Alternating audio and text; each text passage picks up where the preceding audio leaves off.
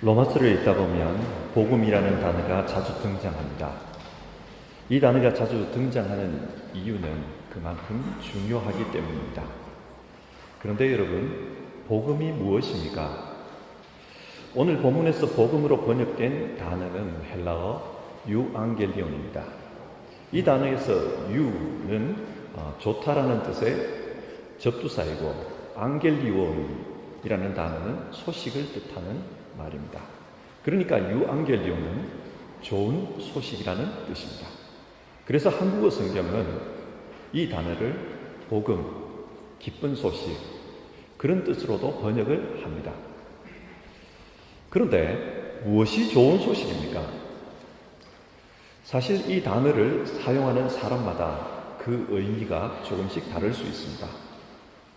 예를 들어 어떤 분이 유학 와서 학교 입학에 어려움을 겪는다고 가정해 봅시다. 이렇게 저렇게 노력을 해도 결과가 좋지 않습니다. 이제 비중 걱정을 해야 할 상황까지 왔습니다.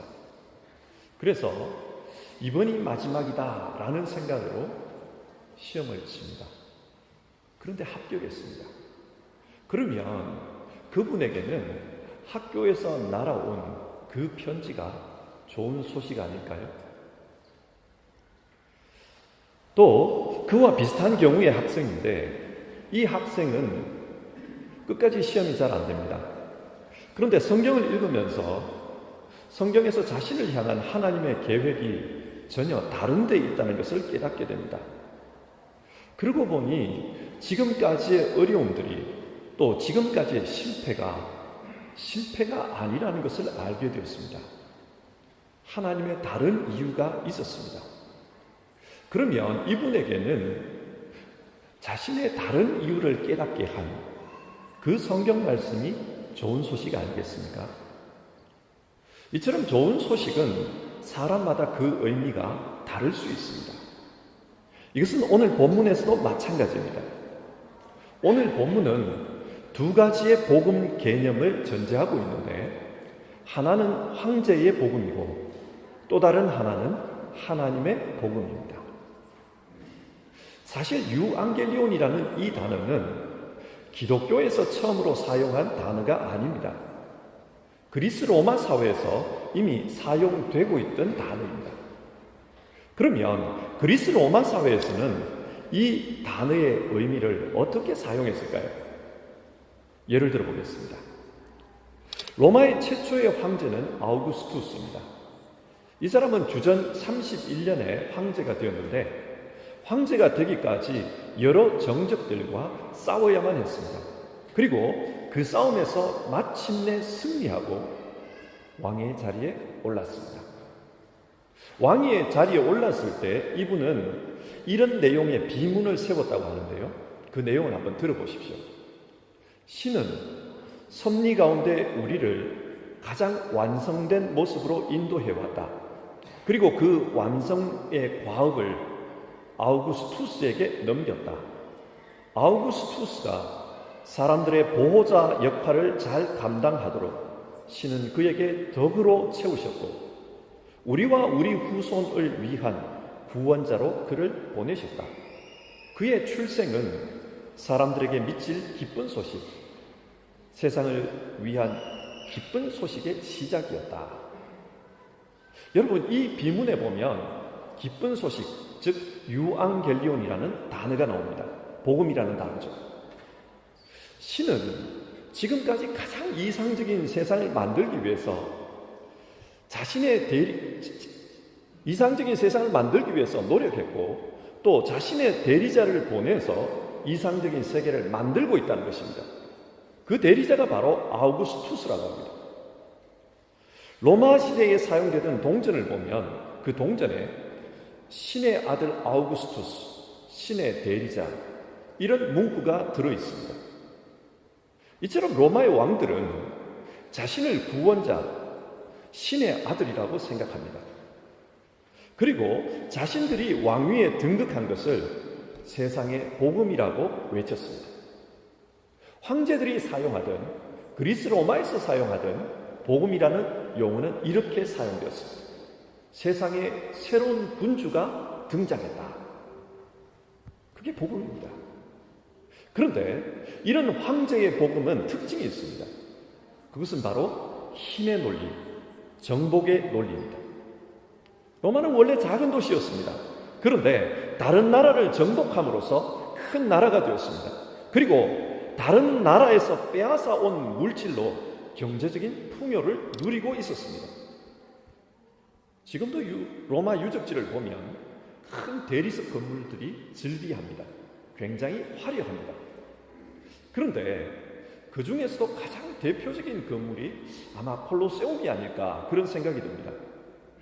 언젠가 TV에서 콜로세움에 대한 다큐멘터리를 했는데 그걸 보니까 처음에 콜로세움을 세울 때 그곳에 물을 채워서 전투함을 띄우고 그 운동장에서 실제 바다에서 벌이는 배와 배들의 전쟁 장면을 그대로 공연했다는 겁니다. 그렇게 크게 만들고 지하를 만들고 그렇게 했던 이유가 물을 채워서 배들이 싸우게 하기 위해서다. 뭐 그런 이야기였습니다. 한번 생각을 해보십시오. 어마어마한 규모입니다. 그런데 그 건물, 어마어마한 건물, 또 그 화려한 시설을 만드는데 얼마나 많은 돈이 들었을까요? 그리고 그 돈은 어디서 온 돈일까요? 다른 나라를 정복하고 빼앗아 온 전리품으로 그 시설을 만들었다고 합니다. 특별히 콜로세움을 만든 황제는 유대를 정복했던 티투스였습니다. 그 티투스가 유대를 정복한 이후에 로마로 돌아와서 로마 황제가 되었고, 그리고 이 티투스 황제 때에 콜로세움이 완성이 되었습니다. 그래서 역사학자들은 이 콜로세움에 유대 예루살렘 성전에서 빼앗아 온 전리품들도 틀림없이 들어갔을 것이다. 그렇게 추측합니다. 자, 보십시오. 로마가 어떻게 세워졌습니까? 로마가 어떻게 운영이 됩니까? 황제의 복음은 힘의 논리, 정복의 논리를 특징으로 합니다. 그러면 여러분, 이렇게 빼앗고 짓밟고 그것이 과연 진짜 복음일까요? 어떤 책을 보니까 이런 통계 자료가 소개되어 있었습니다. 로마가 동서로 분열되기 전까지 통일 로마 제국을 유지하고 있을 때 황제의 숫자는 49명이라고 합니다. 그리고 이 로마 황제들이 로마 제국을 다스린 기간은 대략 300년입니다. 자, 단순하게 한번 계산해 봅시다. 300년을 49명의 황제들이 다스렸다면 한 명의 황제들은 평균 잡아 몇 년을 다스린 겁니까? 6년입니다. 황제들의 재임 기간은 굉장히 짧았습니다. 왜 이렇게 황제의 재임 기간이 짧았을까요? 이 49명 중에 25명은 자신의 정적에 의해서 암살당했다고 합니다. 그리고 4명은 자살했다고 합니다. 대부분의 황제들은 암살을 두려워하면서 그렇게 지냈다고 합니다. 심지어 황제가 암살당하고 나서 아주 유력한 장군에게 당신이 황제에 등극하라 그렇게 추대를 했지만 거부하는 장군들도 있었다고 합니다. 왜냐하면 또 암살당할 수 있기 때문에 두려워서 그랬다는 것입니다. 자, 한번 보십시오.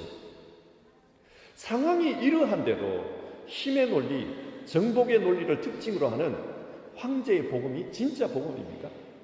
자기 자신들도 두려워서 왕이 되는 것을 거부하는 그런 상황인데 이런 황제의 복음이, 황제의 논리가 진짜 복음입니까? 아닙니다. 그래서 바울은 로마서에서 참된 복음이 무엇인지를 이야기하려고 합니다. 그 복음은 바로 하나님의 복음이라고 부릅니다. 1절을 보시면요.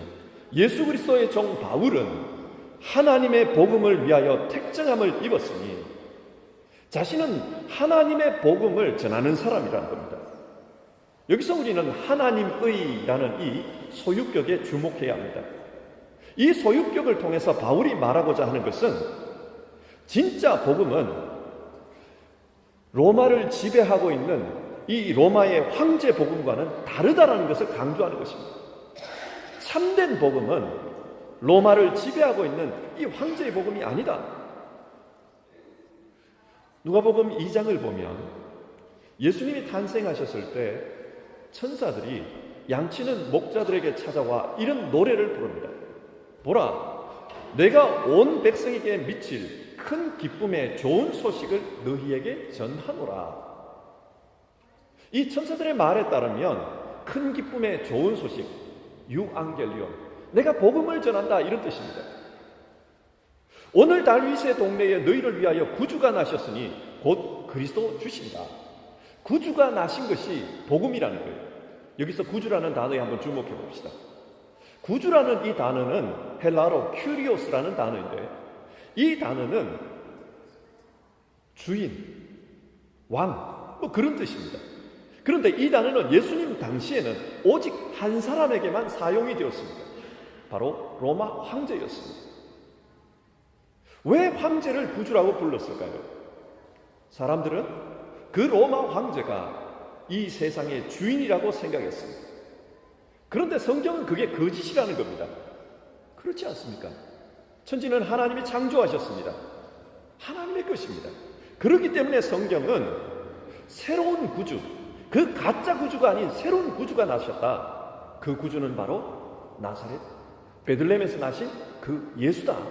그렇게 말씀합니다. 그래서 예수님의 탄생 때 천사들은 예수님에게 구주, 큐리오스라는 칭호를 붙이고 있습니다. 성경을 보면 성경은 진짜 신이 누구이고 가짜 신이 누구입니까? 그것을 분별하는 데 관심이 많습니다. 출애굽 이후에 시내산에 도착한 이스라엘 백성들은 모세가 보이지 않자 불안해합니다. 모세가 시내산에 올라가서 내려오지 않았기 때문입니다. 그러자 사람들은 금송아지 형상을 만들었고, 그리고 그 금송아지가 자신들을 출애굽시킨 하나님이라고 불렀습니다. 이때 하나님은 모세에게 산에서 내려가 당장 그 금송아지를 부수라고 합니다. 마찬가지입니다. 세상은 지금 로마 황제가 스스로를 내가 큐리오스, 황제가 세상의 주인이다, 그렇게 선포하고 있습니다. 하나님께서는 지금 예수 그리스도를 보내셔서 진짜 구주가 왔다, 이분이 진짜 큐리오스다, 그렇게 선포하고 있는 것입니다. 그래서 그 선포 내용을 온 세상에 미칠 큰 기쁨의 좋은 소식, 즉 복음이라고 부르고 있습니다. 여기서 성경이 말하는 바를 한번 생각해 보십시오. 진짜 복음이 무엇입니까? 예수님이 진짜 복음이라는 겁니다. 그래서 2절에서는 이 복음은 하나님이 선지자들을 통하여 그의 아들에 관하여 성경에 미리 약속하신 것이라. 이 복음이 뭐냐? 그 아들에 대한 것이라는 겁니다. 그 아들이 복음입니다. 그리고 3절과 4절에서는 그 아들은 십자가와 부활을 통해 역사하신 분이다, 그렇게 이야기해주고 있습니다. 신구약 성경은 하나님의 아들에 대한 예언과 그 성취에 대한 말씀들로 가득 차 있습니다. 창세기 3장 15절을 보면 내가 너로 여자와 원수가 되게 하고 너의 후손도 여자의 후손과 원수가 되게 하려니 여자의 후손은 내 머리를 상하게 할 것이요 너는 그의 발꿈치를 상하게 할 것이니라. 하나님께서 뱀에게 원시복음을 이야기합니다. 하나님의 아들이 누구인가? 구원자가 누구인가? 여자의 후손이라고 했습니다. 그런데 여러분, 이 말씀이 어떻게 성취되었습니까? 동정녀 마리아의 몸에서 나셨다, 여자의 후손으로 오셨다, 성경은 그렇게 이야기하고 있습니다. 또 창세기 12장을 보면 하나님께서 아브라함에게 이렇게 이야기합니다. 내가 너로 큰 민족을 이루고 네게 복을 주어 네 이름을 장대하게 하리니 너는 복이 될지라. 너를 축복하는 자에게는 내가 복을 내리고 너를 저주하는 자에게는 내가 저주하리니 땅의 모든 족속이 너로 말미암아 복을 얻을 것이라. 하나님께서는 아브라함에게 하나님의 아들은 아브라함의 후손으로 오실 것이라고 약속했습니다. 그리고 이사야서 11장 1절을 보면 이새의 줄기에서 한 싹이 나며 그 뿌리에서 한 가지가 나서 결실할 것이요 하나님의 아들은 다윗의 후손이라고 합니다. 그런데 이 말씀이 어떻게 성취되었습니까? 마태복음 1장 1절입니다. 아브라함과 다윗의 자손 예수 그리스도의 계보라. 아브라함과 다윗의 자손으로 오셨습니다. 그리고 이사야 53장 그가 찔림은 우리의 허물 때문이요 그가 상함은 우리의 죄악 때문이라. 그가 징계를 받음으로 우리는 평화를 누리고 그가 채찍에 맞음으로 우리는 나음을 받았도다. 하나님의 아들은 우리를 위하여 고난을 당할 것이라고 그렇게 예언해 주셨습니다. 그리고 그 고난으로 말미암아 우리는 나음을 얻을 것이다 말씀했습니다. 여러분, 그 고난이 무엇입니까? 신약 성경은 예수님의 십자가를 말씀하고 있습니다. 이처럼 하나님의 말씀은 예수님의 삶을 통해 모든 예언들이 성취되었음을 밝히고 있습니다. 그래서 오늘 성경은 하나님의 복음은 바로 예수 그리스도시다 그렇게 말씀합니다. 여기서 좀 인간적인 질문을 한번 해봅시다.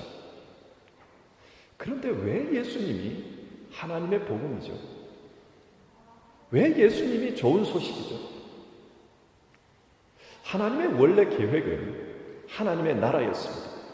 하나님은 하나님의 나라가 이루어지기를 원하셨습니다. 그런데 처음부터 모든 것이 어긋나기 시작합니다.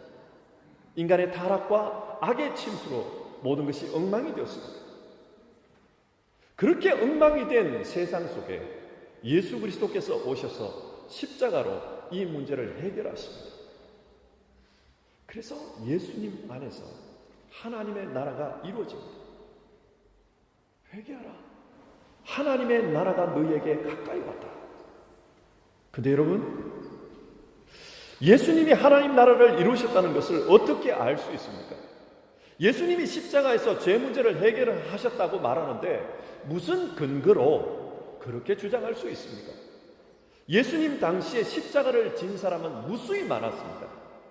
그런데 왜 예수만이 하나님의 복음이 될 수가 있습니까? 그 근거는 바로 부활입니다. 성경은 죄의 싹은 사망이라고 말씀합니다. 그런데 예수님께서 그 사망을 이기셨습니다. 바울은 부활하신 예수님을 직접 목격했습니다. 이것이 의미하는 것은 예수님 안에서 모든 죄 문제가 해결되었다는 것입니다. 그래서 예수님이 하나님의 나라를 이루셨다고 그렇게 주장하는 것입니다. 자, 여기서 예수님을 통해 나타난 하나님의 복음의 특징에 대해서 한번 생각해 봅시다. 하나님의 복음은 어떤 특징을 가지고 있습니까? 황제의 복음은 정복과 착취의 논리였습니다. 하나님의 복음은 십자가에서 나타났습니다. 그 십자가는 사랑과 희생입니다. 자기 생명을 내어줌으로 자기 백성의 생명을 살립니다. 자기의 영혼을 나누어 줌으로 자기 백성이 성령의 성전이 되게 하십니다. 이처럼 하나님의 복음은 사랑과 희생과 나눔과 연합의 특징을 가지고 있습니다.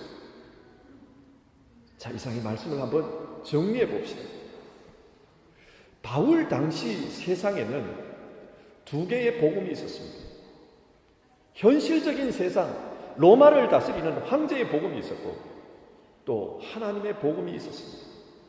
여러분, 오늘 우리가 하나님의 복음을 믿는다는 것은 어떤 의미입니까? 그것은 우리가 이 세상에 살지만 하나님 나라의 사람으로 살겠다는 다짐입니다. 당시 로마에 살던 그리스도인들은 이중적인 지위를 가지고 있었습니다. 현실적으로는 로마 제국의 사람들입니다. 로마 제국의 법을 지켜야 하는 사람들입니다.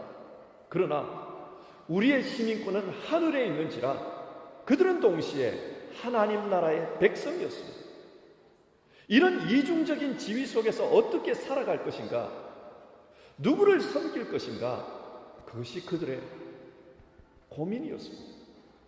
로마 교회의 그리스도인들은 하나님을 섬기며 살 것인가, 가이사를 섬기며 살 것인가, 늘 현실에서 그런 문제와 싸우고 있었습니다. 오늘 우리 역시 이런 문제를 만납니다. 우리도 이 땅을 살면서는 최소한 적어도 이 땅의 의무에 충실해야 합니다. 법을 지켜야 하고 그리고 의무들을 행해야 합니다. 그러나 우리는 하나님 나라의 백성으로 이 땅을 산다는 것도 잊어서는 안 됩니다. 우리는 하나님 나라의 자녀로서 하나님의 아들인 예수 그리스도를 본받아 하나님 자녀됨을 이 세상에 드러내야 할 사람들입니다.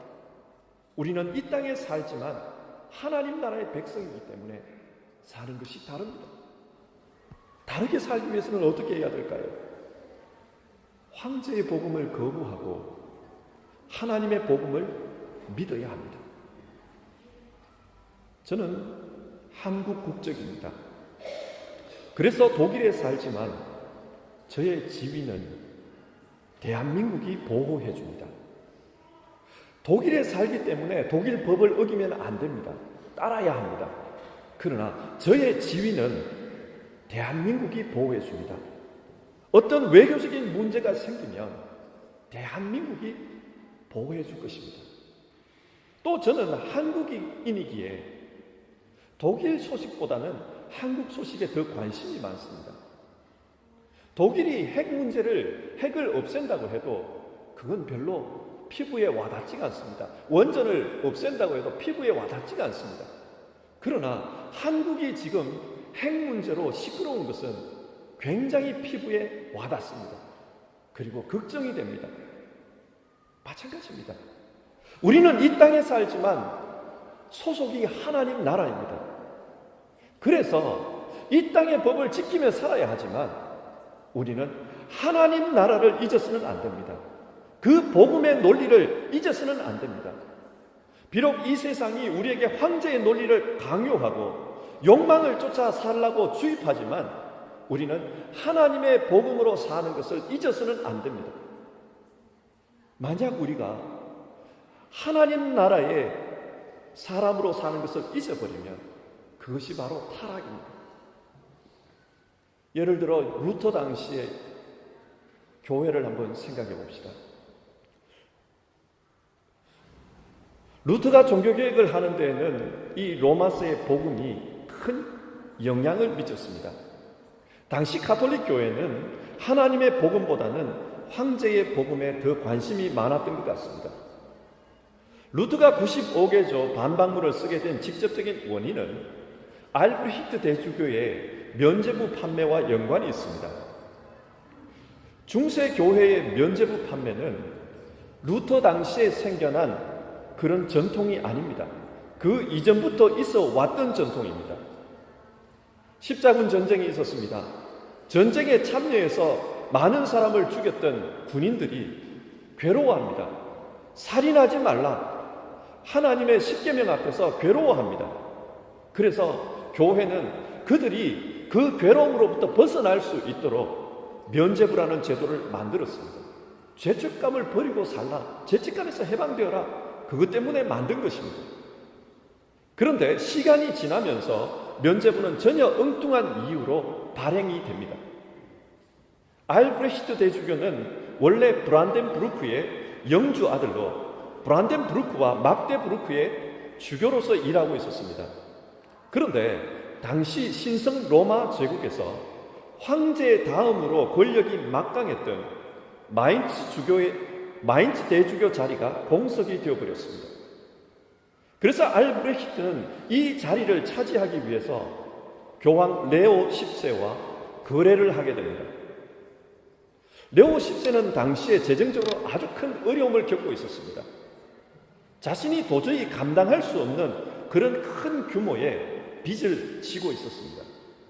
그래서 레오 10세는 성직을 돈을 받고 파는 일도 하고 있었습니다.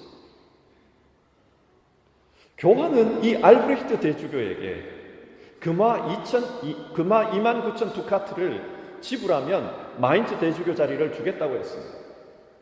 29,000 두카트는 당시 한 나라의 1년 예산 규모보다도 큰 돈이라고 합니다. 어마어마한 돈을 요구한 것입니다. 그런데 알브레히트가 그렇게 하겠다고 했습니다. 자기에게는 그런 돈이 없어서 독일의 금융 재벌이었던 푸그가의 돈을 빌려 대납합니다. 그러면서 교황에게 나도 이 빚을 갚아야 하니까 8년간 면죄부 판매를 허락해 주시면 좋겠습니다.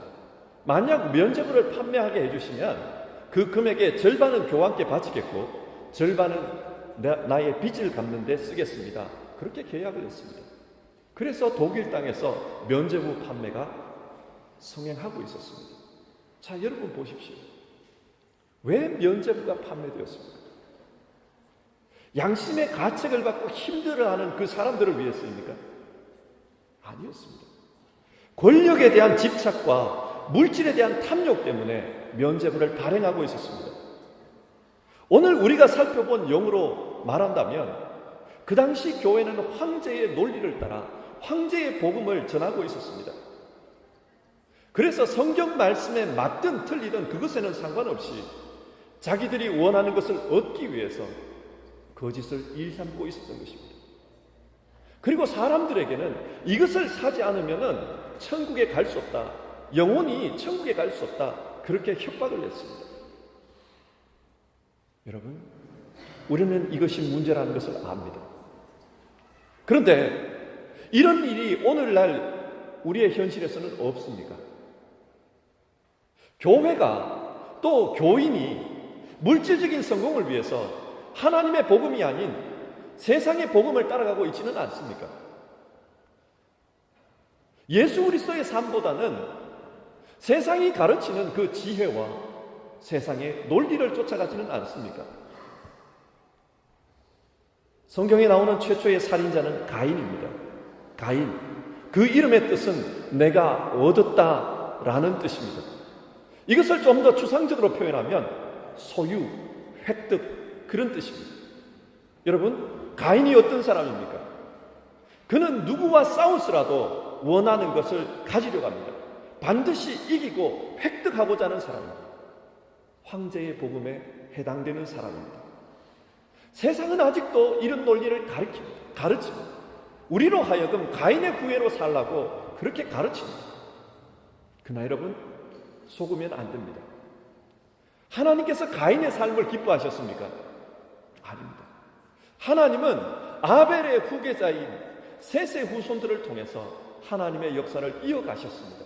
이것이 무엇을 말합니까? 하나님께서 기뻐하신 삶은 죽이고 소유하고 획득하는 그런 삶이 아니었다는 것입니다. 하나님이 기뻐하시는 삶은 사랑과 희생과 나눔과 평화와 공존을 추구하는 예수님을 닮은 복음의 삶이었습니다. 성도 여러분, 우리 시대는 경쟁이 극심합니다. 그래서 하나님의 복음보다는 황제의 복음이 세상을 살아가는데 더 설득력 있게 느껴집니다. 어쩌면 우리 시대의 많은 교회의 문제, 교인의 문제가 이 문제와 잇따라 있을 것입니다. 이런 상황에서 다시 한번 하나님의 복음을 생각하라. 로마서는 우리에게 말씀하고 있습니다. 하나님의 복음은 바로 예수 그리스도입니다. 십자가에서 자기를 내어주고 하나님의 뜻을 이룬 그 예수 그리스도가 우리의 복음이라고 합니다. 그의 희생, 그의 사랑, 그의 섬김, 그것을 따라가는 것이 복음의 삶이라고 말씀합니다. 유혹이 많은 시대, 하나님의 복음으로 믿음의 길을 걸어가는 우리 모두가 되었으면 좋겠습니다. 올해는 루터 종교개혁 500주년입니다. 그리고 이달 10월은 종교개혁과 큰 연관성이 있는 달입니다. 하나님의 복음을 다시 생각하면서 우리 시대에 그리스도다운 그리스도인으로 사는 우리 모두가 되었으면 좋겠습니다. 황제의 복음이 아니라 하나님의 복음을 믿고 따르는 우리 모두가 됩시다. 기도하겠습니다.